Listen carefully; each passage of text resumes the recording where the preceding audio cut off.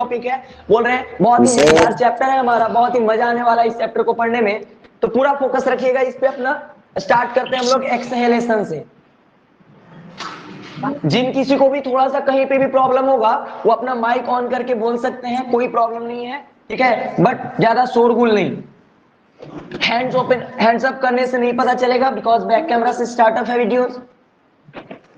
आइए, एक्सहेलेशन और एक है यहां पे इनहेलेशन।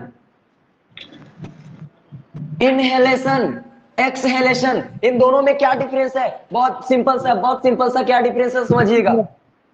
जब क्या करते हो आप intake oxygen, intake oxygen, intake, intake means लेना, इनटेक ऑक्सीजन। और inhalation, intake oxygen, intake oxygen. अगर आप ऑक्सीजन को लेते हो तो वो कहलाएगा इनहेलेशन। क्या कहलाएगा? इनहेलेशन। बट आप क्या करते हो? Remove out, remove out of CO2। CO2 को अगर आप रिलीज करते हो तो दैट आर द एक्सहेलेशन। यानी कि इनहेलेशन और एक्सहेलेशन सिंपल सा एक फिजिकल प्रोसेस है। यानी कि exhalation is a process in which we remove out the CO2 from our body, whereas inhalation is a process in which we intake oxygen, we intake oxygen. Exhalation means remove out of CO2, inhalation means intake of oxygen, intake of oxygen। ये simple था, कुछ नहीं। intake of oxygen, inhalation, remove out CO2, exhalation। inhalation exhalation हमारा complete हुआ। लीजिए, अब respiration हमें क्यों जरूरी है, आखिर हम इस चैप्टर को क्यों पढ़ रहे हैं, और ये जो रिस्पायरेशन हम लोग पढ़ लिखे हैं, ये रिस्पायरेशन आखिर क्यों जरूरी है लिविंग ऑर्गेनिज्म के लिए? तो ध्यान रखिएगा, जितना भी लिविंग ऑर्गेनिज्म होता है उन सबका अपना एक कैरेक्टर होता है। क्या होता है? कैरेक्टर होता है। सबका अपना एक गुण होता है। इसी कैरेक्टर में से एक कैरेक्टर लिविंग ऑर्गेनिज्म का आता है रिस्पायरेशन का। किसका?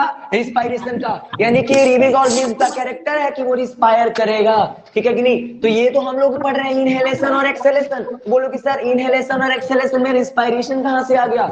आएगा रिस्पायरेशन। कहां से आया उसे समझते हैं। सबका एक्सहेलेशन और इनहेलेशन समझ में आ गया ना? एक्सहेलेशन बस बोलना है रिमूव आउट CO2 और इनहेलेशन बोलना है इनटेक ऑफ ऑक्सीजन। काम खत्म हुआ और कुछ नहीं। CO2 ऐसे लिख दिए, O2 ऐसे लिख दिए, लो इनहेलेशन एक्सहेलेशन हुआ हमारा कंप्लीट। आगे हम लोग समझते हैं अब ब्रीदिंग और रिस्पायरेशन किसे करेंगे? ब्रीदिंग और रिस्पायरेशन इरेज करते हैं। जिन्हें भी, जिनके पास नोट्स वगैरह अवेलेबल नहीं हो, ठीक है, तो हर टॉपिक का स्क्रीनशॉट लेते चलेंगे।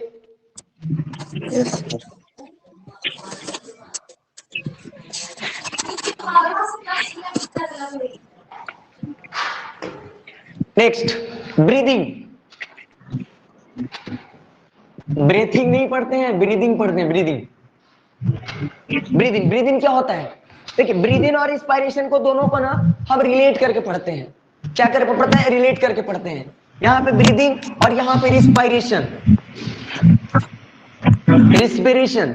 रिस्पिरेशन और ब्रीदिंग को हम एक साथ क्यों पढ़ रहे हैं? क्योंकि थोड़ा सा दोनों एक दूसरे से सिमिलरिटीज रखता है दोनों अलग चीज, लेकिन थोड़ा सा हम लोग यहाँ पे देखेंगे, एक साथ पढ़ेंगे तो ज्यादा समझ में आएगा, ज्यादा ब्रेन में जाएगा, इसलिए हमें थोड़ा सा दोनों पे फोकस करना है। देखिएगा, ब्रीदिंग किसे बोलेंगे?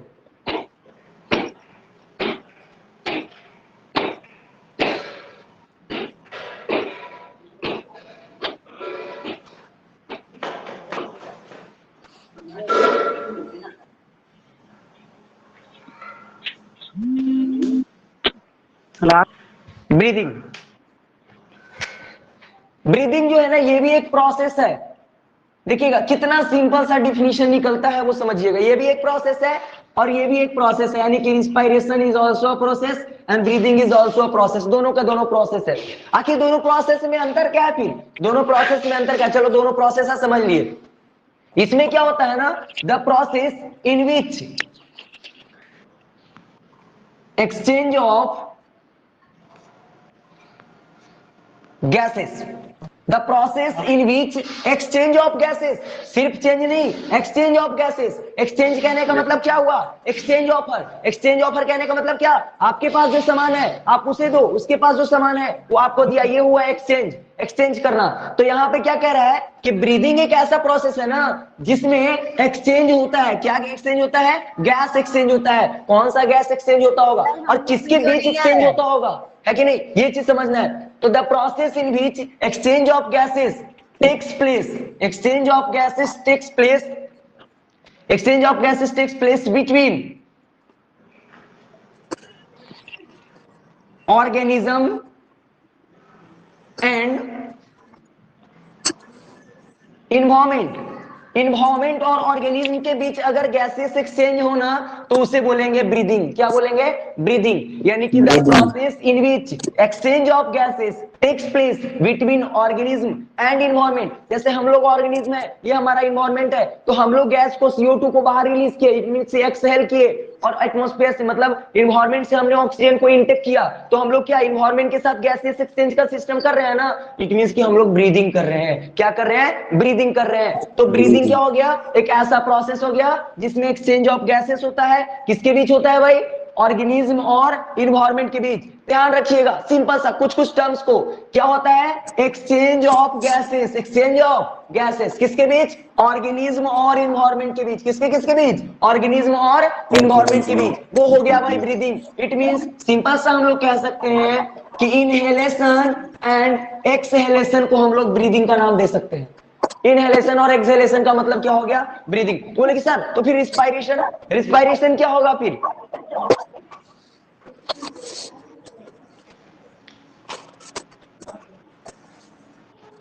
Please don't be message please.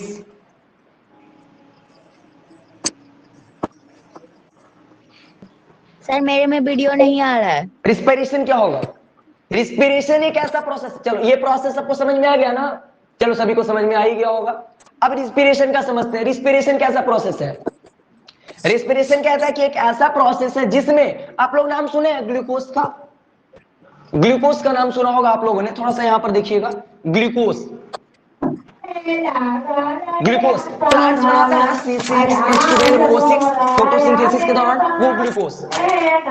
तो रिस्पिरेशन एक ऐसा प्रोसेस है जिसमें जिसमें क्या होता है भाई? Glucose are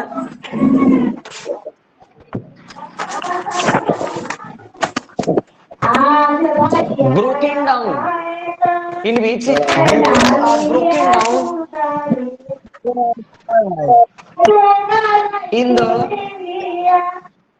presence of oxygen and release energy। अब क्या हुआ? The process in which glucose are broken down in the presence of oxygen। बिल्कुल इससे अलग है कि नहीं है? ये एक ऐसा प्रोसेस है जिसमें ग्लूकोज क्या करता है? ब्रोकन डाउन, टूट जाता है। किसमें टूट जाता है? ऑक्सीजन के प्रेजेंस में आने के बाद। जब तक ऑक्सीजन नहीं आएगा ना, तब तक नहीं होगा। और ब्रेक होने के बाद क्या देता है? एनर्जी रिलीज करता है। तो इसमें किन किन चीजों को ध्यान रखना है? द प्रोसेस इन विच, दोनों में सेम सेम है। चलो इतना को तो हटा दिए, तो माइंड में हमेशा सेम रहेगा। अब आगे, इसमें गैसेस एक्सचेंज होता था, इसमें क्या होता है? Glucose are broken down, glucose are broken down किसके प्रेजेंस में? ऑक्सीजन के प्रेजेंस में। किसके प्रेजेंस में? ऑक्सीजन के प्रेजेंस में। क्या ये किसी तरह का एनर्जी दे रहा था? जी नहीं, लेकिन ये क्या कर रहा है? Release energy, release energy. ये एनर्जी को रिलीज कर रहा है, दैट इज द रिस्पिरेशन। ये हो गया रिस्पायरेशन। तो ब्रीदिंग और रिस्पायरेशन में क्या अंतर है? ब्रीदिंग क्या है? एक ऐसा प्रोसेस जिसमें गैसेस एक्सचेंज होता है ऑर्गेनिज्म और एनवायरनमेंट के बीच। बट रिस्पिरेशन एक ऐसा प्रोसेस है जिसमें ग्लूकोज ब्रेकडाउन होता है ऑक्सीजन के प्रेजेंस में और एनर्जी को रिलीज करता है। एनर्जी को क्या करता है? रिलीज करता है। अब कभी कभी आपसे पूछ रहा है कि चलो रिस्पायरेशन का इक्वेशन दे दो। क्या दे दो? इक्वेशन, वर्ड इक्वेशन दे दो भाई। तो कुछ नहीं करना है, लिखेंगे ग्लूकोज, लिखेंगे glucose plus oxygen, glucose plus oxygen. अब इसके बाद क्या हो जाएगा? इधर हो जाएगा carbon dioxide, carbon dioxide plus water vapour. क्या हो जाएगा? Water vapour plus energy. हो गया, ये हो गया वर्ड इक्वेशन। अगर इसको हमें देना है क्या? इक्वेशन के फॉर्म में, ठीक है कि नहीं? कैसे लिख सकते हैं? Glucose C6H12O6 plus O2। ध्यान दीजिएगा, ग्लूकोज। क्या है हमारा? ये है हमारा ग्लूकोज। ग्लूकोज क्या हो रहा है? ये है ऑक्सीजन। ऑक्सीजन के प्रेजेंस में ये ग्लूकोज ब्रेक करेगा, टूटेगा। किन चीजों में टूट जाएगा? तो ये टूट जाएगा CO2 में, टूट जाएगा H2O में, टूट जाएगा और यहाँ पे एनर्जी रिलीज कर देगा। ये लो, ये हो गया आपके पास रिस्पायरेशन का इक्वेशन। ठीक है कि नहीं? ये हो गया रिस्पायरेशन, ये हो गया ब्रीदिंग, ये हो गया दोनों में सिंपल सा अंतर। स्क्रीनशॉट ले लें इसका।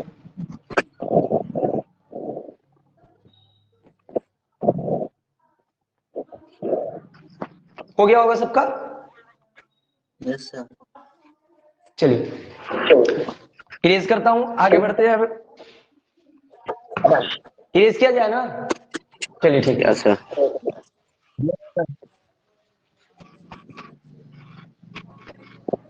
बस छोटे छोटे टर्म्स को ध्यान रखिएगा और देखिएगा जो भी बोर्ड पे बताया जाए इसका स्क्रीनशॉट लेना मत भूलिए, बहुत इंपॉर्टेंट है सब, हर पॉइंट बहुत इंपॉर्टेंट है।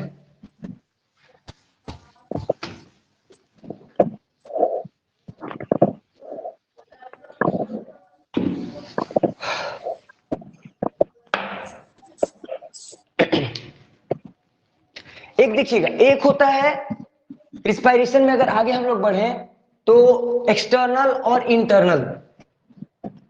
एक्सटर्नल और इंटरनल रिस्पायरेशन। एक्सटर्नल और इंटरनल रिस्पायरेशन किसे कहते हैं? ठीक है ना? इसका ना बहुत ही सिंपल सा ये है, टर्म है। ठीक है, इसको नहीं है तो हम लिख के ये ग्रुप में हम ये सेंड कर देंगे, आप देखिए थोड़ा सा पढ़ लेते हैं उसके बारे में भी। ठीक है कि नहीं?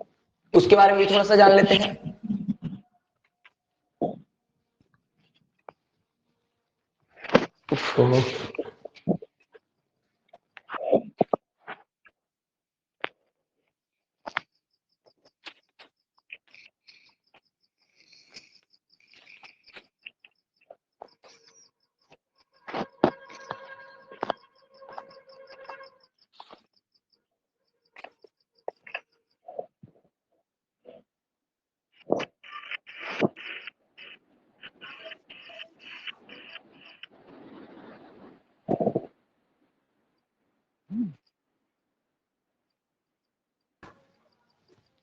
आइए, एक्सटर्नल रिस्पायरेशन। एक्सटर्नल रिस्पायरेशन और एक हो गया इंटरनल। इधर लिख लेते हैं, बुरा मत मानिएगा थोड़ा सा। अब कोई कोई गार्जियन कॉल कर लेते हैं इस वक्त तो रिसीव करना पड़ जाता है। एक्सटर्नल रिस्पायरेशन और इंटरनल रिस्पायरेशन देखिएगा, ये सिंपल सा सबसे समझिएगा ना। इंटरनल जो होता है और एक्सटर्नल जो होता है, यहीं से समझिएगा। External, internal. एक्सटर्नल मींस बाहर बाहर काम हो गया। इंटरनल मींस नहीं, बिना सेल में इंटरफेरेंस का कोई काम नहीं होगा। हमारे बॉडी का सबसे फंक्शनल यूनिट कौन है? सेल है। बिना सेल का हो ही नहीं सकता है। यहां पे एक्सटर्नल हो गया, चलो हो गया, काम खत्म हुआ। सबसे पहले ये जो है ना, it is a physical process. ये एक फिजिकल प्रोसेस है। Physical process. हम लोग इनहेल किए, breathe in, breathe out, breathe in, breathe out, that are the external respiration. क्या है ये? एक्सटर्नल, यानी कि फिजिकल प्रोसेस है ना। इसमें थोड़ी ना कोई केमिकल चेंजेस हो रहा है, कोई केमिकल चेंज नहीं। That are the physical process, but that are the. लेकिन यहां पे इंटरनल रिस्पायरेशन का बात किया जाए, किसका? इंटरनल रिस्पायरेशन का बात किया जाए तो it is a chemical process. It is a chemical process. चलिए, पहला हमारा डिफरेंस निकल गया इंटरनल एक्सटर्नल के बारे में। ठीक है, समझ में आया सबको? एक फिजिकल प्रोसेस है तो एक केमिकल प्रोसेस है। इन एक्सटर्नल रिस्पायरेशन, अच्छा बताइए, ब्रीद इन किए, ब्रीद आउट किए, ब्रीद इन किए, ब्रीद आउट किए, कोई एनर्जी रिलीज नहीं, कोई एनर्जी रिलीज नहीं। ठीक है ना? यानी कि नो एनर्जी आर रिलीज। किसी तरह का कोई एनर्जी रिलीज नहीं होगा एक्सटर्नल रिस्पायरेशन में। बट इसमें क्या होगा? इसमें एनर्जी रिलीज होगा, यानी कि एनर्जी आर रिलीज्ड। ठीक है ना? इसमें एनर्जी रिलीज होता है। इसमें क्या होता है? एक्सटर्नल रिस्पायरेशन में क्या होता है? एक्सचेंज ऑफ गैसेस होता है। Exchange of gases, gases exchange होता है। बट इसमें क्या होता है? Breakdown of glucose, breakdown of glucose. Glucose टूटता है इसमें। एक्सचेंज ऑफ गैसेस सबको समझ में आता है ना? एक्सचेंज ऑफ गैसेस मींस क्या? Exchange of gases means CO2 out और O2 in, that are the exchange of gases. और ब्रेकडाउन ऑफ ग्लूकोज मींस यही C6H12O6 plus O2 is equal to CO2 plus H2O plus energy, वही चीज हो गया ना। तो इसमें ग्लूकोज ब्रेकडाउन होता है, इसमें एक्सचेंज ऑफ गैसेस होता है। बस आगे अगला अगर हम लोग प्रोसेस देखें, ये क्या होता है, इसमें किसी भी तरह के सेल का कोई लेना देना नहीं है, ठीक है, किसी भी तरह के सेल का कोई लेना देना नहीं है इसमें।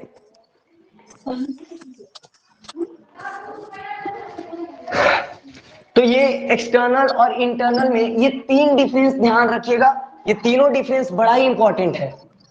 फिजिकल प्रोसेस, ये केमिकल प्रोसेस।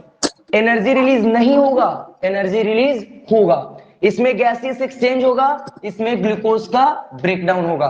और क्या कह सकते हैं हम लोग, और क्या कह सकते हैं, और हम लोग कह सकते हैं कि इसमें सेल का कोई लेना देना नहीं है, इसमें सेल का लेना देना है। बिना सेल का ये होगा ही नहीं, बिना सेल का ये होगा ही नहीं।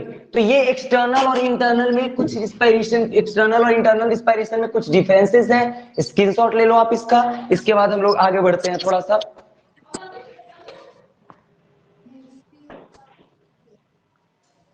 चलिए ले लिया होगा सबने स्क्रीनशॉट।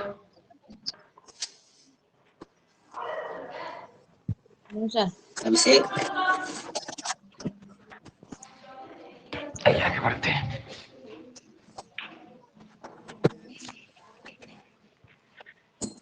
बाबा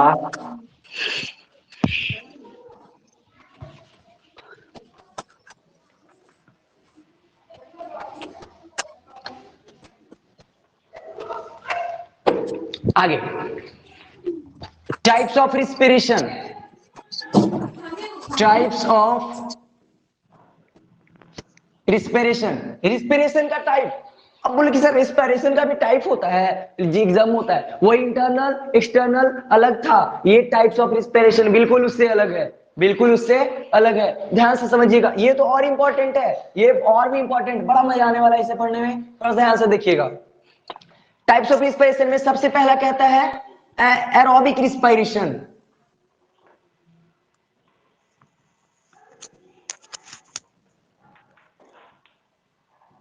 एरोबिक रिस्पिरेशन। अब बोले कि सर एक एरोबिक है तो दूसरा एनारोबिक होगा, बिल्कुल दूसरा एनारोबिक ही होगा। एरोबिक किसे कहेंगे, पहले इसके बारे में अच्छे से पढ़ लेते हैं, पूरे अच्छे से बोर्ड को भर लेते हैं, उसके बाद एनारोबिक के बारे में बोर्ड पे पढ़ लेंगे, ठीक है ना, ठीक है ना। इसमें क्या बोलेंगे, that type of respiration, that type of respiration, ये भी एक रिस्पिरेशन का टाइप ही है ना, in which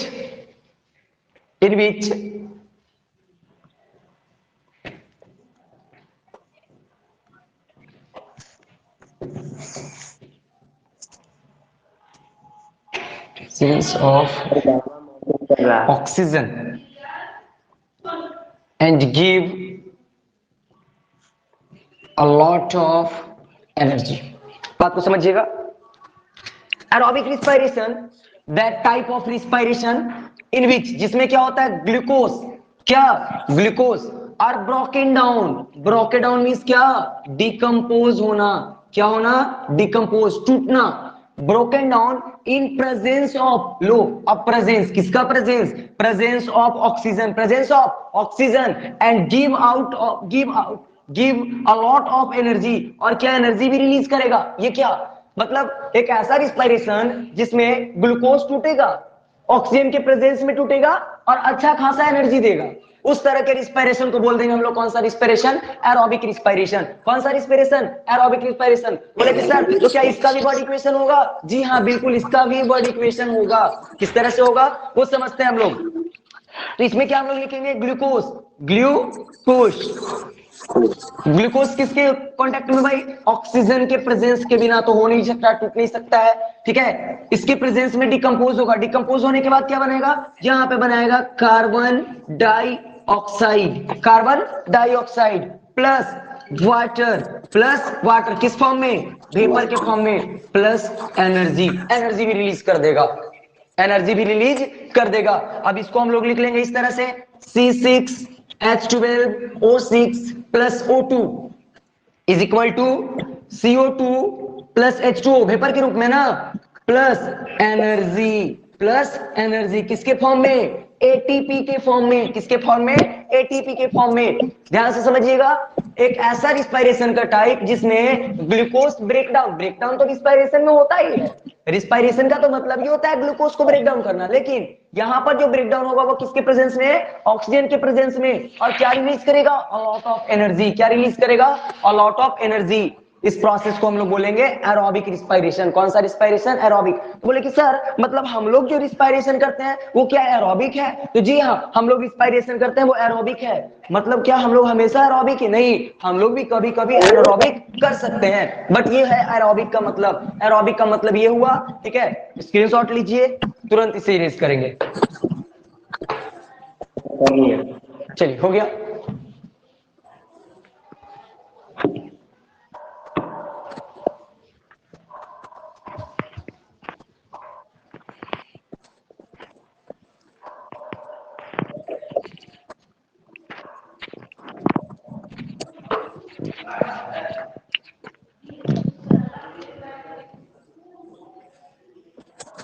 सेकेंड, अब सेकेंड नंबर पे हम लोग आ गए। सेकेंड नंबर कौन सा रिस्पायरेशन है? सेकेंड है हमारा anaerobic. Anaerobic respiration. Anaerobic respiration. Last में क्या करेंगे ना, ठीक है, ये रिस्पिरेशन पढ़ने के बाद टोटल जो अभी तक जितना भी रिस्पिरेशन में पढ़े हैं ना, उन सबको एक एक बार बोल बोल के पूरा का पूरा रिकैप कर लेंगे, है ना? तो आप लोग का भी पूरा ब्रेन वॉश हो जाएगा एक तरह से, है ना? 3-3 4-4 पढ़ने के बाद सिलेबस कहाँ जाएगा, हमारे मुट्ठी में आ जाएगा फिर वो। Anaerobic respiration. अब बोल रहे कि सर ये तो बिल्कुल वही चीज ना, that type of respiration, that type of respiration, same चीज लिख दो उसके लिए। चलो लिख दिए उसके लिए, ठीक है ना? लिख दो यहाँ पे, क्या लिख दो? That type of respiration. बाकी समझ ले, आप लोग इतने समझदार हो, समझ लोगे, है कि नहीं? तो दैट टाइप ऑफ रिस्पायरेशन, ये किस तरह का रिस्पायरेशन है? तो that type of respiration which takes place. बोले कि सर टेक्स प्लेस मतलब जो ऑक्योर होता हो। टेक्स प्लेस की जगह पे हम यही भी लिख सकते हैं विच ऑक्योर, ठीक है? विच ऑक्यूर्स इन एब्सेंस और लिमिटेड सप्लाई ऑफ ऑक्सीजन। थोड़ा सा इसमें है समझने वाला चीज, थोड़ा सा, इसलिए ध्यान दीजिएगा अभी इसमें। That type of respiration which occurs in absence or limited supply of oxygen।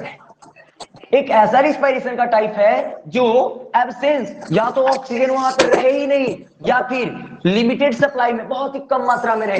तो उस तरह के रिस्पायरेशन को बोलेंगे कौन सा? Anaerobic respiration. कौन सा रिस्पायरेशन? Anaerobic respiration. लेकिन सर तो इसका तो इक्वेशन कुछ अलग रहता होगा। तो जी हाँ, बिल्कुल इसका इक्वेशन रहता है अलग। इसमें क्या रिलीज होता है? एनर्जी रिलीज होते हैं। Energy are released. एनर्जी तो रिलीज होगा, but little much,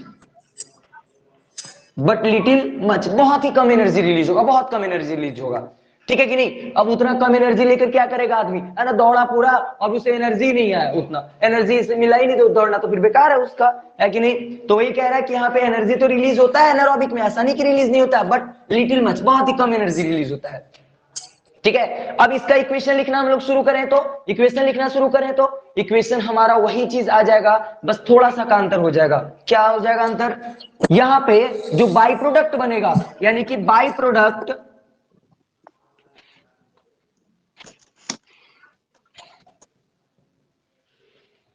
product of anaerobic respiration. Anaerobic respiration का जो बाई प्रोडक्ट है, वो बाई प्रोडक्ट क्या रहेगा? जैसे रिस्पायरेशन का बाई प्रोडक्ट क्या था? एरोबिक का बाई प्रोडक्ट क्या था? एरोबिक का बाई प्रोडक्ट था CO2 था ना, H2O था ना, और इसके साथ एनर्जी था ना कि नहीं था? था, इतना सी। लेकिन एनारोबिक में बोलता है कि ये सब कुछ नहीं होने वाला है, ये सब कुछ नहीं होने वाला है। वो सिंपल सा क्या कर देगा? सिंपल सा अल्कोहल बना लेगा, या लैक्टिक एसिड का फॉर्मेशन कर लेगा। लो, लैक्टिक एसिड का फॉर्मेशन कर लेगा या फिर अल्कोहल का फॉर्मेशन कर लेगा। इट मींस कि लिख सकते हैं यहां पर हमारा ग्लूकोज है, ग्लूकोज क्या करता है यहाँ पे? ऑक्सीजन के प्रेजेंस में, लिख देते हैं इसे एरो साइन पे, एब्सेंस और अभिषेक लिमिटेड बोलो। सप्लाई ऑफ ऑक्सीजन, या तो ऑक्सीजन एब्सेंट है या तो लिमिटेड सप्लाई में है, तो ये ग्लूकोज अंग्रेज के ब्रेक बोलो करेगा। ना। ब्रेक करके अब क्या बना सकता है, माइक यहाँ ऑन पे कर दो। ब्रेक करके बना सकता है अल्कोहल अंग्रेज के बोलो ना। और लैक्टिक एसिड। अल्कोहल भी बना सकता है, लैक्टिक एसिड भी बना सकता है, प्लस एनर्जी तो देगा भाई, एनर्जी तो देगा बट कम देगा। एनर्जी क्या देगा, कम देगा। ऐसा नहीं कि एनर्जी नहीं देगा, एनर्जी कम देगा।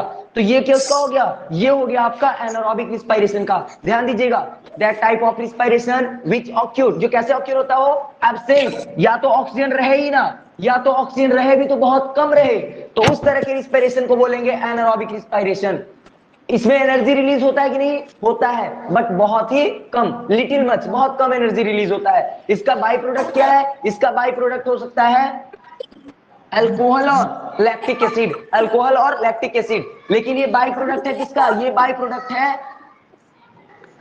एरोबिक का, ये है एरोबिक रिस्पायरेशन का बाई प्रोडक्ट। चलो अब देख रहे हो कि सर यहाँ पे आपने बोला है कि ध्यान से समझिएगा, अभी जो बोलने जा रहे हैं उसको बिल्कुल ध्यान से समझिएगा, ठीक है ना। अभी एनारोबिक और एरोबिक समझ गए सब लोग। एरोबिक होगा प्रेजेंस ऑफ ऑक्सीजन में, एनारोबिक एब्सेंस में भी हो सकता है, और लिमिटेड सप्लाई में ऑक्सीजन में भी हो सकता है, ठीक है कि नहीं। अब यहाँ पर क्या समझने वाला चीज है, इसे थोड़ा सा ध्यान से समझिएगा, that are the very important term, ना कैमरा तो बंद। Please focus. अब इसके बाद समझिएगा, कहता है कि अल्कोहल कब बनेगा और लैक्टिक एसिड कब बनेगा, अल्कोहल कब बनेगा और लैक्टिक एसिड कब बनेगा। तो ध्यान दीजिएगा, अल्कोहल हमारा बनेगा जब अगर किसी भी तरह का, अगर कभी किसी तरह का micro organism such as bacteria, अगर कोई माइक्रो ऑर्गेनिज्म है और वो एब्सेंस ऑफ ऑक्सीजन, वैसे ऑक्सीजन के एब्सेंस में अगर रिस्पायरेशन कर रहा है ना, तब वहां पे कंफर्म क्या बनेगा, वहां पे बनेगा अल्कोहल। क्या बनेगा, अल्कोहल बनेगा। बट अभिषेक जो हम हाई कर डेवलप्ड रहा है एनिमल्स है माइक। Such as a living organism, human beings, human beings करेंगे वो क्या, वो करेंगे limited supply, limited supply of oxygen. Oxygen मिल रहा है बट कम मिल रहा है, तो उस सिचुएशन में वो किसका फॉर्मेशन करेंगे, वो फॉर्मेशन करेंगे लैक्टिक एसिड का। किसका फॉर्मेशन करेंगे, लैक्टिक एसिड का, ठीक है ना। यानी कि अगर माइक्रो ऑर्गेनिज्म एनारोबिक रिस्पायरेशन को फॉलो करता है तो अल्कोहल बनाता है, लेकिन यही अगर हम लोग फॉलो करेंगे तो ये क्या हो जाएगा, लैक्टिक एसिड का फॉर्मेशन कर लेगा भाई, ठीक है कि नहीं। अब इसके बाद आगे समझिएगा, अब इसके बाद आगे क्या कह रहा है जो समझिएगा। कहता है कि जैसे आप क्या कर रहे हैं, आपके अंदर में आपके बॉडी में एनर्जी स्टोर्ड है, कुछ ना कुछ तो एनर्जी सबके बॉडी में स्टोर्ड रहता है, आपके बॉडी में भी कुछ ना कुछ आपका क्या है, एनर्जी स्टोर्ड है। बट नहीं अगर तो आप एक ज्यादा वर्क कर लेते हो, ज्यादा काम कर लेते हो, हाँ। तो उस सिचुएशन में बॉडी के हर सेल को एनर्जी का रिक्वायरमेंट ज्यादा पड़ जाता है। यानी कि बॉडी सेल को एनर्जी ज्यादा अमाउंट में चाहिए, तो ज्यादा अमाउंट में एनर्जी चाहिए तो ऑक्सीजन भी ज्यादा चाहिए। बट हमारा ब्रीथिंग रेट तो फिक्स है, ब्रीथिंग रेट ज्यादा तो हाई नहीं। अब ऐसा तो नहीं कि ज्यादा एनर्जी चाहिए तो 80-90 पर ब्रीथिंग रेट पहुंच जाएगा हमारा, बिल्कुल नहीं पहुंच सकता है। हमारा ब्रीथिंग रेट कितना है, 17 से 18, ठीक है ना। 15 से 18 के बीच में लाई करता है, 15 हो सकता है, 16 हो सकता है, 17 हो सकता है, 18 हो सकता है, 20, हार्डली 20 जा सकता है। अब किसी का 60 चला जाए ब्रीथिंग रेट, ये तो पॉसिबल नहीं है। तो वहां पे ऑक्सीजन क्या होता है ना, सेल को कम मिलता है। जब सेल को कम मिलता है तो वो कम ही ऑक्सीजन में, यानी कि वो कम ही ऑक्सीजन में क्या करता है, कम ही ऑक्सीजन में वो रिस्पायर करना शुरू करता है। तो जब लिमिटेड सप्लाई में रिस्पायर करना शुरू करेगा तो लैक्टिक एसिड बना लेगा। क्या बना लेगा, लैक्टिक एसिड बना लेगा, ठीक है। इसलिए बोला गया है कि एनारोबिक रिस्पायरेशन जो होता है, ठीक है, उसमें लिमिटेड सप्लाई भी हो सकता है ऑक्सीजन और एब्सेंस भी। अगर लिमिटेड सप्लाई रहा तो क्या बना लेगा, अल्कोहल बना लेगा, लैक्टिक एसिड बना लेगा। अगर एब्सेंस रहा तो अल्कोहल का फॉर्मेशन कर लेगा। That are the anaerobic respiration. Screenshot लीजिए इसका फर्स्ट। Yes sir.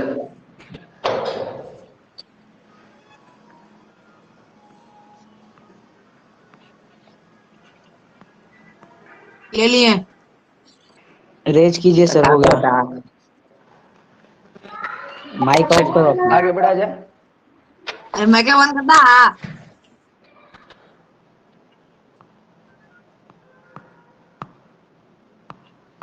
नहीं देख हाँ क्या हुआ। बाबा का मन बहल है। अरे जान यार बाबा।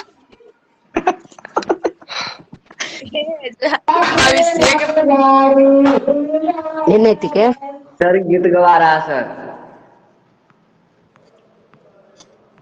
सर नहीं बोलना सुन है? रहे हैं। Sir excuse me. कौन बोला? नैतिक के घर के बगल में एनारोबिक हो शादी गया है। हमारा। अब हम लोग एंटर कर रहे हैं भवेश। Respiration in plant. जाहिल बाबा क्या है?